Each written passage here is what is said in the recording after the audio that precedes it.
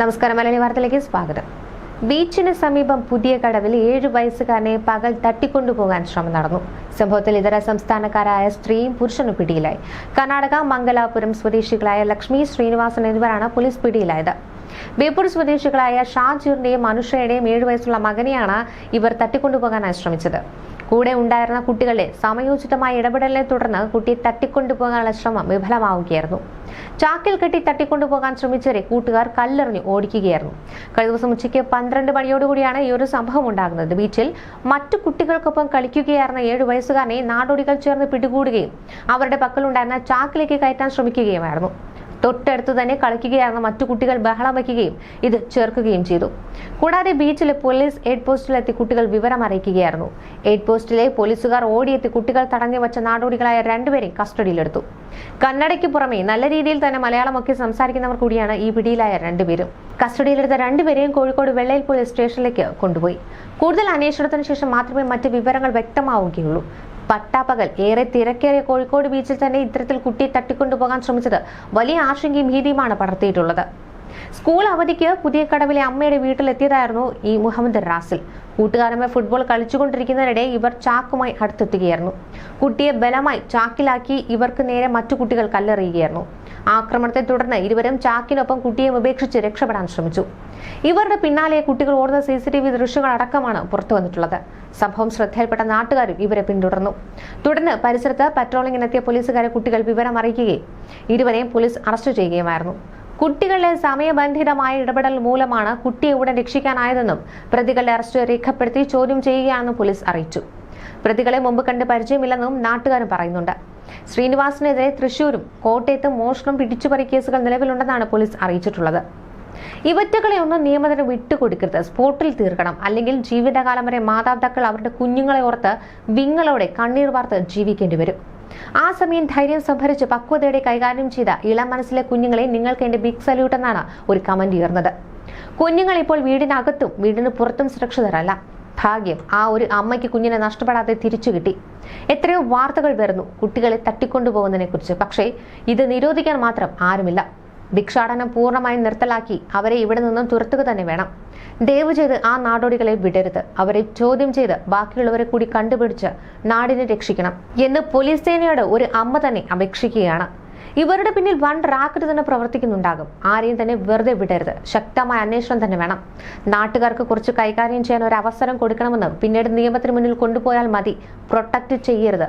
നല്ല അടി കൊടുക്കണം. കുട്ടികൾ കണ്ടതുകൊണ്ട് മാത്രം ആ കുഞ്ഞ് രക്ഷപ്പെട്ടു, മിടുക്കന്മാർ എന്നൊക്കെയാണ് കമന്റുകൾ ഉയർന്നത്. ലോകം മനസ്സിലാക്കുവാൻ കഴിവുള്ള കുട്ടി, മോൻ കാരണം ഒരു കുട്ടി രക്ഷപ്പെട്ടു. നമ്മുടെ നാട്ടിലെ നിയമം അവർക്കെതിരെ ഒന്നും ചെയ്യില്ല. എത്രയോ കുട്ടികൾ കൊല്ലപ്പെടുന്നു, കാണാതാകുന്നു, പീഡിപ്പിക്കപ്പെടുന്നു. മോൻ കാരണം ഒരു ജീവൻ രക്ഷപ്പെട്ടു. അവർ ഇപ്പോൾ ജാമ്യം എടുത്തു പോകും, അല്ലാതെ എന്താകാൻ?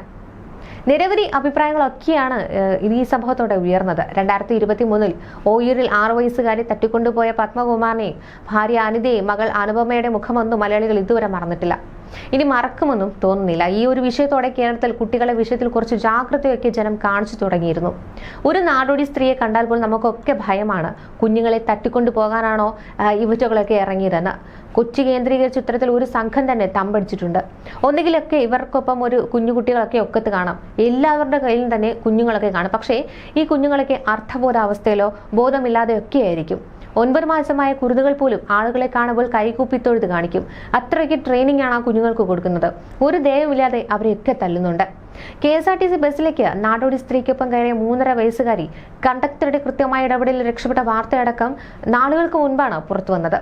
തിരുവനന്തപുരത്ത് നിന്ന് തൃശ്ശൂരിന് പോകുന്ന ചെങ്ങന്നൂർ ഡിപ്പോയിലെ സൂപ്പർ ഫാസ്റ്റിലായിരുന്നു അടൂരിൽ നിന്ന് സ്ത്രീ കുട്ടിയെയും കൊണ്ട് കയറിയത്. ബസ്സിൽ കയറിയപ്പോൾ തന്നെ ഈ കണ്ടക്ടർ അനീഷിന്റെ കയ്യിൽ കടന്നു പിടിക്കുകയും കണ്ടക്ടറുടെ സീറ്റിന് അരികിൽ കുട്ടി ഇടം പിടിക്കുകയുമായിരുന്നു. ഈ കുട്ടി മലയാളവും ഈ സ്ത്രീ തമിഴും സംസാരിക്കുന്നത് കേട്ടപ്പോൾ തന്നെ സംശയം തോന്നിയ കണ്ടക്ടർ ടിക്കറ്റ് ചോദിക്കുകയും ഇവരെ ചോദ്യം ചെയ്യുകയും ചെയ്തിരുന്നു. കയ്യിൽ പണമില്ലാത്തതുകൊണ്ട് പന്തളത്തിനടുത്ത് ഇറക്കി വിടാമെന്ന് കരുതിയെങ്കിലും കുട്ടിയെ തട്ടിക്കൊണ്ടുവന്നതാകാമെന്ന സംശയം കാരണം ഈ Aneesh bus Pandalam police station മുന്നിൽ നിർത്തുകയായിരുന്നു. തുടർന്ന് ഈ സ്ത്രീയെയും കുട്ടിയും പോലീസിൽ ഏൽപ്പിച്ചു. തുടർന്നാണ് ഇത് ഇവരുടെ കുഞ്ഞല്ല എന്നും ഇവരുടെ കുഞ്ഞിന്റെ യഥാർത്ഥ അവകാശികൾ മറ്റുള്ളവരാണ് എന്ന് തിരിച്ചറിഞ്ഞതും അവരെ അന്വേഷിച്ച് കണ്ടെത്തി ആ കുഞ്ഞിനെ കൈമാറുകയും ചെയ്തത്.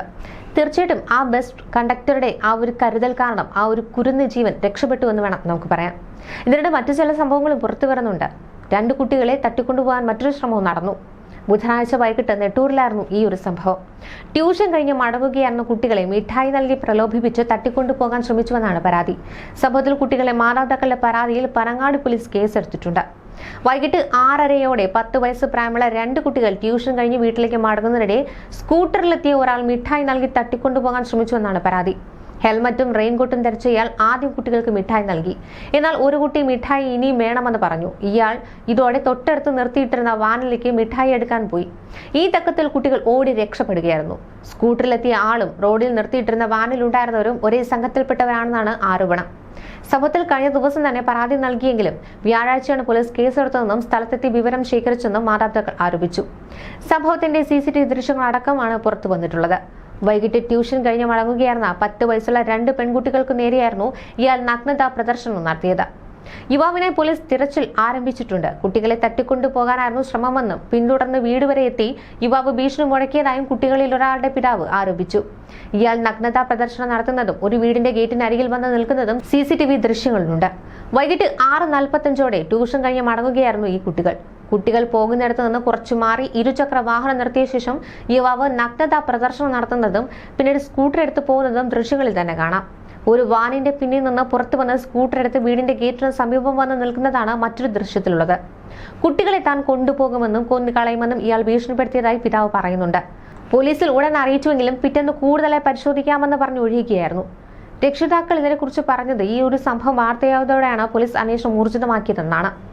യുവാവ് വന്ന സ്കൂട്ടർ മാത്രമല്ല അവിടെ പാർക്ക് ചെയ്തിരുന്ന വാനും സംഭവത്തിൽ ഉൾപ്പെട്ടിട്ടുണ്ട് എന്നാണ് തങ്ങളുടെ സംശയമെന്നും അതുകൊണ്ട് തന്നെ ആസൂത്രിതമാണ് സംഭവമെന്നും രക്ഷിതാക്കൾ പറയുന്നു.